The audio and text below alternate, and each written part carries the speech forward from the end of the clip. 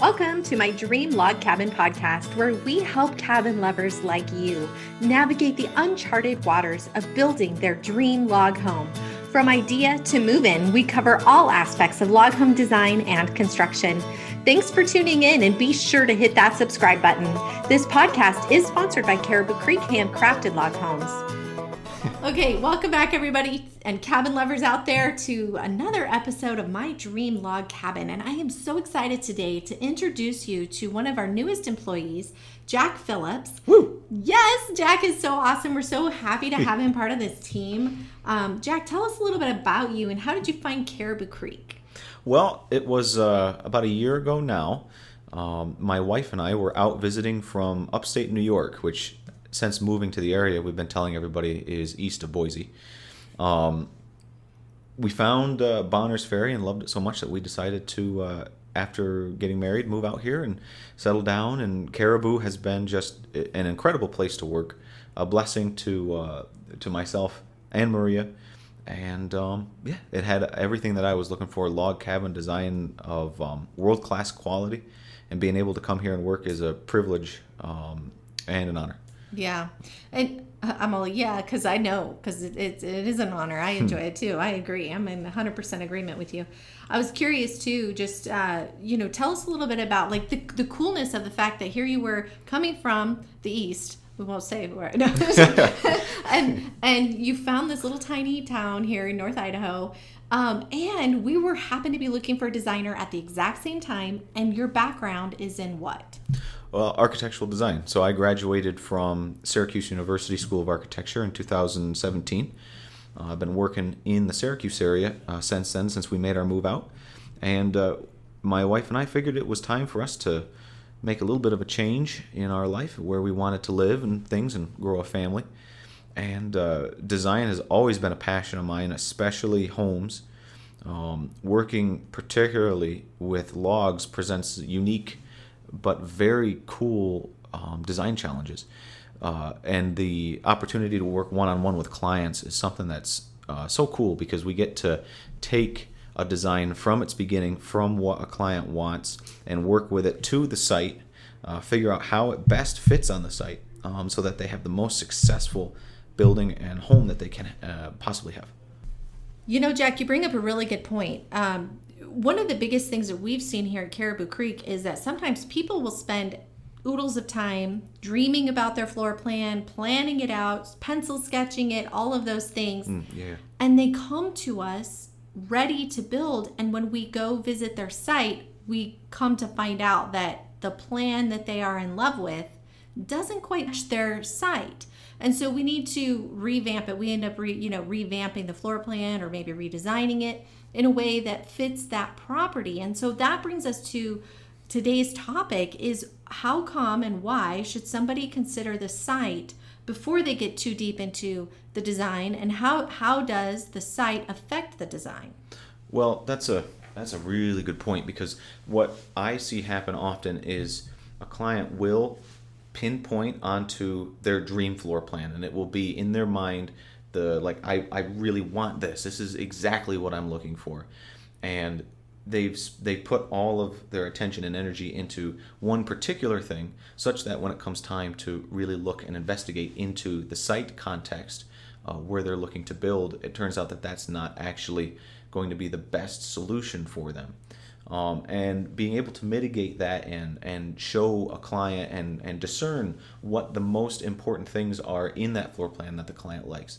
Being able to take that information and use that to make their dream home even better, because now it's not just some floor plan that's been designed, maybe even a few states over, maybe even a few countries over.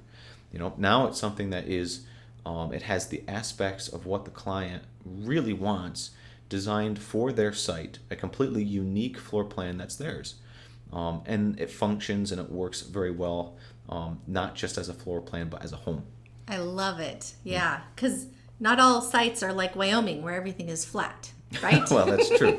That's very true. Especially when we're talking about mountain architecture and, having those amazing picturesque views and of course, the scenery that most people are moving into a cabin for. I know I was. You already came from a place with gorgeous scenery and to another one. So it's important to people when we're looking at this forever home, making sure it's somewhere we want to spend time looking out. So let's talk about that first, as far as the approach to the house, because I think that's something that often people end up, that's probably one of the biggest problems with most designs, is that the approach ends up being right where, in other words, where it's designed to be, right, on the design. But then where it ends up actually on the land is where the amazing views are. Right. And so who wants to be looking out their window at their driveway? Well, right. I mean, take into consideration, all right, this is a floor plan that I found online, myself being guilty of this very same thing. This is the absolute perfect floor plan, and then I put it on a site and I make it contextual, and then I have to think to myself, oh, but where does a car go? If this is the entrance, where's my garage? Do I have a covered walkway between my garage and house? Is there a garage built into this floor plan? What's its orientation? How do I get there from the road? A lot of times what you'll find is in any kind of plan that's been drawn up, even if we draw up a floor plan without knowing site context, it's almost impossible to be able to put in all of the detail necessary to get your transportation from your road to your home without obstructing or causing other visual impurities between the road and the house, such that, for example, a very good example of this is a lot of people, myself included, looking to build a log cabin. Well, I'd kind of like it secluded in the woods. I don't want to be able to maybe even see the road from my home. Well, that being the case, where does your home sit on your site? What's the profile? What's the height? How do you access it from the road? So these are all things to really try and take into consideration. Like noise is another big factor. Can you hear the road? Is that something you want to hear? Dealing with the natural layout of the land. What kind of trees are on the property? Do you have a hedgerow between yourself and the land, a wood lot even, or between yourself and the road, I should say? Do you have that wood lot barrier, a hedgerow, anything like that you have or can incorporate? So those are all very important things, and it's always so good to try and keep that into consideration when you're looking to buy a piece of property or have bought one and are looking to start to design. Okay, and that's just one thing, right? That's the most obvious thing I think that customers experience when we go to the site and look at their floor plan and say, okay, hold on. What are some other key factors that you know of? I mean, being a professional yourself in this space, you are more keenly aware, I think, of how site impacts design than any of us are. Oh, well. Right? Well, I don't know. You throw around that word professional pretty liberally there. Okay. No. Well, so there's as many things in your site to take advantage of and to understand as there are things that you would want to, I suppose. But a lot of this comes down to having like a knowledge, a foreknowledge of the things that you might not even have thought of. A great example of this is, what are your soil conditions on your site? And that's a huge question. I remember before my studies in school and before I had done some work in my personal life, soil tests and things like that, I didn't have a clue what that meant. What does that mean even? And a lot of homeowners find that that's the case. There's a lot of these things that we might even discuss today that may sound intimidating, but the main takeaway, I think, from this, let's say particularly with soil conditions, is that you always have a very good resource in your contractor. Your contractor will know a lot of things that are going on your site and will be able to tell you a lot based on previous owners, based on the history of the site. For instance, one very important thing with soil conditions is, what's the bearing capacity of your soil? Do you have bedrock right there? Do you have a very sandy, loose soil? I know a few of my friends, they're geotechs, what we call them, and their job is to come out to your site and determine what the load-bearing capacity of your soil is. That's pretty simple enough, right? But to know that is something that's a resource to have and to plan for is just puts you so far ahead in terms of coming up with a good plan, seeing what the context of your site is in terms of, hey, structurally speaking, we might have to do more work on our site if we want to build here because the soil's looser. But 20 feet up the lot, just up the hill slightly, we got some solid bedrock. We're not planning to put in a basement, let's say here. And it's going to work perfect up on that site because we can tie right into the bedrock. Okay, well, actually, we want to do a foundation, or we want to do a basement, a daylight basement or something. Oh, all of a sudden, that bedrock becomes an issue. You almost want to move it down the hill. Now, that's if prices and cost is a factor to consider and things like that. But these are all extra pieces of information that can help you make the most informed decision that you can, and can, in my experience, has always led to more project success. The more information that we can be privy to and share and talk about and have constructive conversations about, the better the end product can be. Mm-hmm. That was really good. Well, actually, I was sitting here listening to you, and I'm learning through the process, which is, of course, one of the reasons I love to do this podcast is because it's fun, it's entertaining, and it's informational.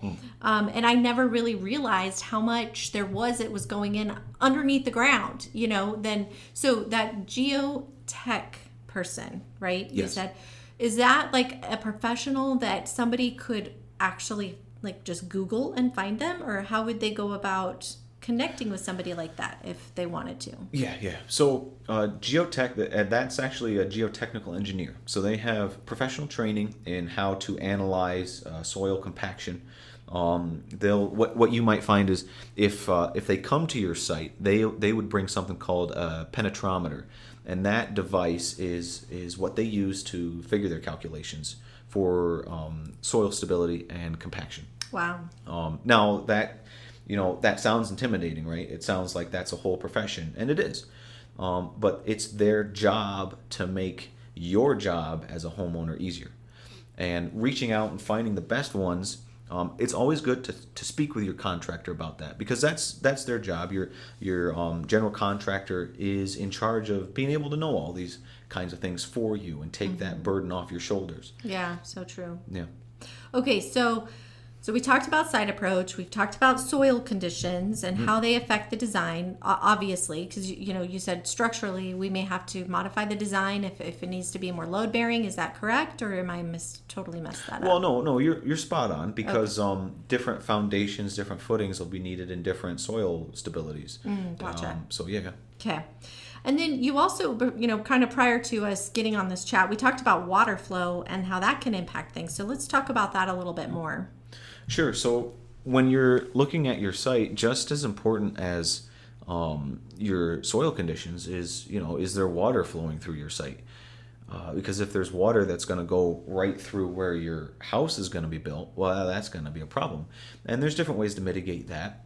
There's different ways to deal with that and incorporate it even into your design. We can spot areas of water flow, whether that be immediately under the surface of the ground, subsurface water flow, surface water flow, if water is pooling or collecting, and be able to design around that. And let's say an example, I suppose, something that could come to mind very quickly is if you're building on a slope, right? Well, if you've got hill behind you, you're going to have water coming down during a rainstorm. So there's many ways to mitigate that water from coming directly at your house. You can put DIs, underground corrugated pipes, French drains. You can put retaining walls. All sorts of different things to try and successfully move water around your house. But it is important to have that as a consideration, because it can even lead into potential design inspiration. Some ideas, I know back where I come from, back east of Boise, you can't stub your toe without starting a new spring in the ground. We have, I think we were on pond number 8 by when we left last year. Wow. And not for want of water. We're land of lakes out there, I'll tell you. Mm-hmm. But you can incorporate water into your site in that way, if you have it there, you can incorporate a water feature, a pond, a retention pond. You can incorporate it into other things on your site if you have animals or such as pasture grazing animals. If you have gardens or want to have any kind of water retention on your site for anything to do on your property, that's good stuff to know right from the offset too. What's the future use of your property? Do you have other plans to develop your lot further in the future for any kind of agricultural purposes or anything that might even use water? Right. So, yeah, that's good. Okay, so one of my favorites is the sun, because I'm from Arizona, as you know. And we were talking earlier today, actually, it's kind of one of the reasons that spawned this conversation, is how, this was so fascinating, I can't wait for you to tell everybody. Okay, how the sun, like I was thinking, can you design a house? My question, this is Lindsay's layman's question.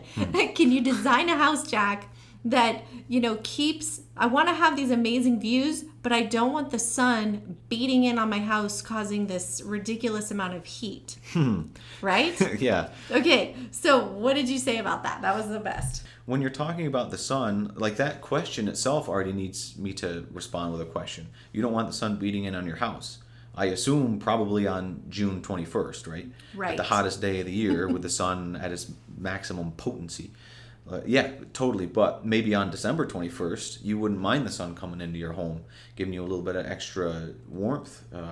Assuming you're not moving back to Arizona. Right. Yeah, actually, that would sound really nice. Yeah. So a lot of those things can be factored in. So now we're getting into talking about solar gain inside of your house and how to control that. So architecturally speaking, this is where we come into play here as your designer. So what we can do is, let's say you have this beautiful southern exposure view of a massive valley in front of you. We've got a project that we're working on right now, very similar to that. It's pretty much due south facing.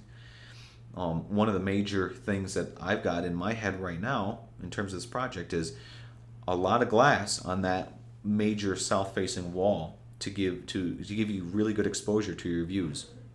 Well, glass and sun equals heat, so especially in the summer. And what with the temperatures being slightly high right now here in northern Idaho, which I didn't sign up for this at all. Me neither, right? This is hot. Well, it really makes you appreciate being able to incorporate design to help mitigate direct sunlight in your home. So let me talk about some examples of that and how to mitigate that.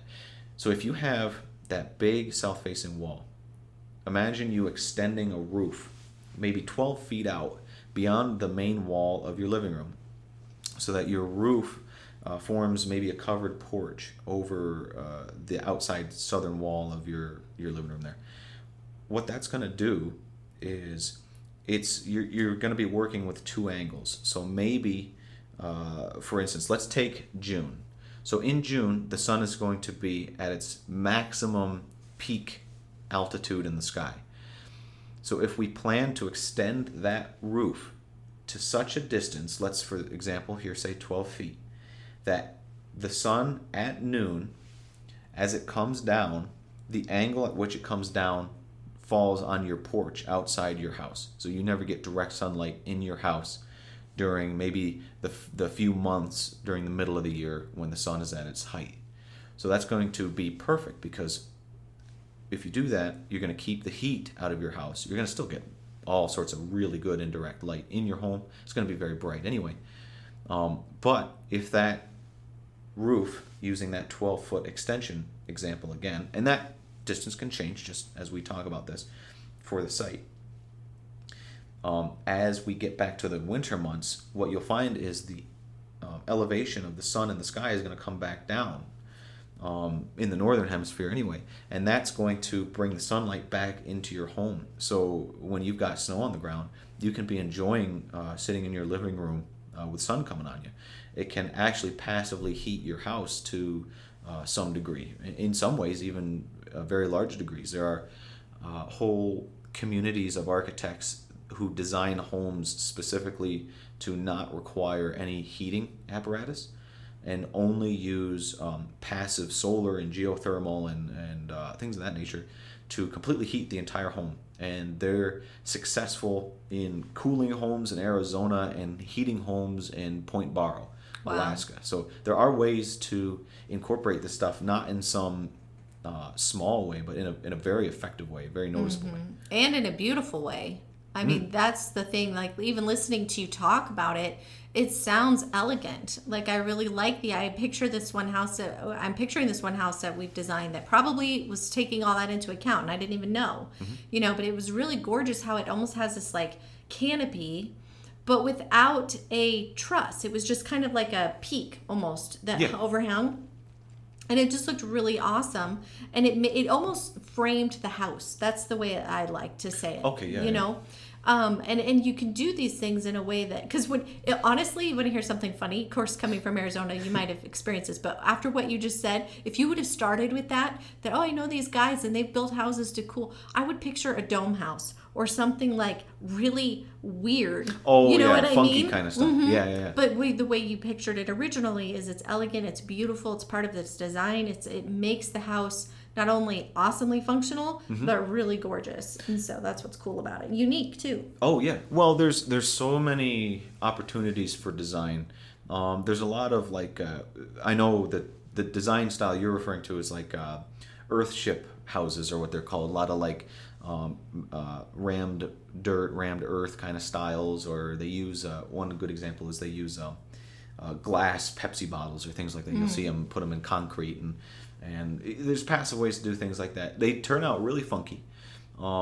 It's a very interesting design. It's not one of my favorite ways to design, but one of the interesting things about logs and log homes is that they function in a very similar way, with a completely different design aesthetic. So there's very much a wide swath of being able to control these things. Log homes are great for controlling heat and cooling inside your house on hot summer days. So my dad, brother, and I built a cabin back home, right? And we used logs, and I thought I was all high and mighty out there, using a little spare parts from log cabin kits. And boy, how little did I know at that point in time. How old were you? Oh, well, we don't need to bring that up. Oh. It's rude to ask somebody their age, Lindsay. But even in that context, using logs, there is such a significant difference. On the hottest summer day back home in New York, if it would be 90 degrees outside, it would inevitably be about 71 degrees inside the cabin, 70, 71. It would be so relaxing to step inside the cabin, and this is a completely off-grid, no power, a few solar panels, no air conditioning. And why that happens is because at night, those logs cool off. They send their heat out, so that during the daytime, when the sun's beating on the logs are absorbing that heat. That heat is not transferred into the cabin. That heat is then radiated out at night. And it's the opposite way in the winter. So that you get a nice fire going in the cabin, in the wood stove. And all of a sudden, the cabin is so nice and cozy and toasty warm because the walls are warm. The walls are radiating heat. You're dealing with a thermal mass. And that is such a great way to design, and that can become part of your log cabin design too. Maybe you don't have great views on your south. Maybe you've got just some small windows here and there. Well, that's a great opportunity for us to have our logs, to position our logs, because that's going to capture the heat of the day. It's going to radiate it off at night. It's going to keep you cool inside. Maybe that's a great opportunity to extend our eaves, or all these things. It's all part of the design, and what are you, as the client, what are you looking for, and how can we incorporate that? Yeah, so the sun placement, I never really ever would have thought about that when I was also looking at designs that I'm in love with. Okay, so I think we only have a couple more key points that are really important to this that we kind of hit on before, and the next one we wanted to talk about was topography.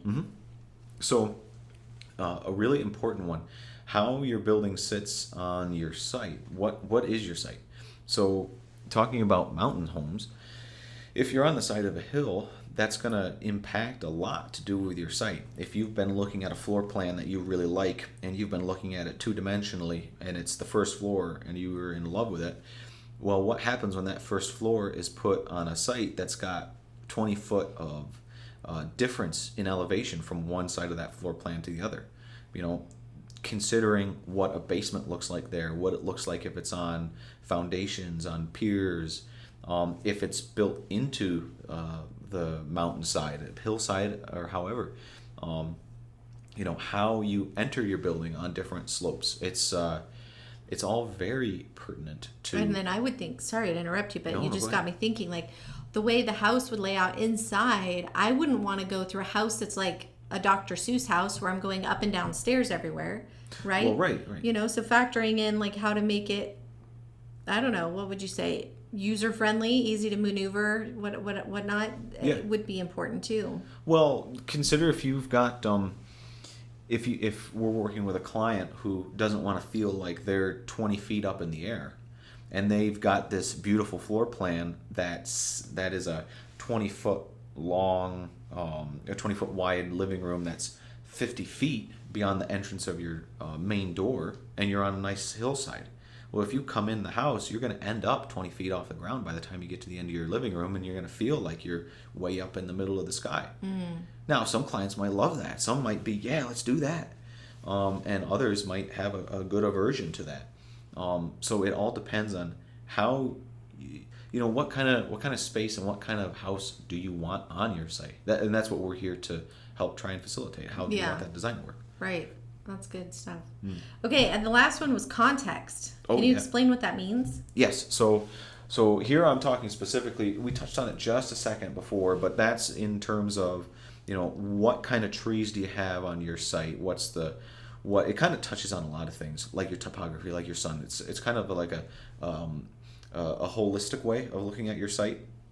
If everything is working together, how do all of those things come together and impact your home? So a really good example of this is a project I did a few years back. We wanted to take advantage of shade during the summer and sunlight during the winter. So it was kind of like a solar gains issue again, right? Well, it was a small little cabin, and what we ended up doing is tucking it back up against some hardwood trees that we had on that particular lot. And so they were kind of nestled them right in on the south edge of a field. So what we accomplished was that during the summer, all those trees leaf out, and they provide natural shade for the house. So when you get all that sunlight coming around all summer long, it's all being dispersed, and it has to go through all those leaves before it even touches the roof of that little cabin there.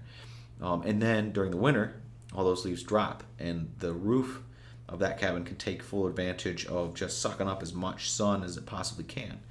So that's just one quick way of, hey, you know, we can take advantage of you know, privacy and kind of tucking it back into the woods just by observing where tree lines are and things of that nature. Wow.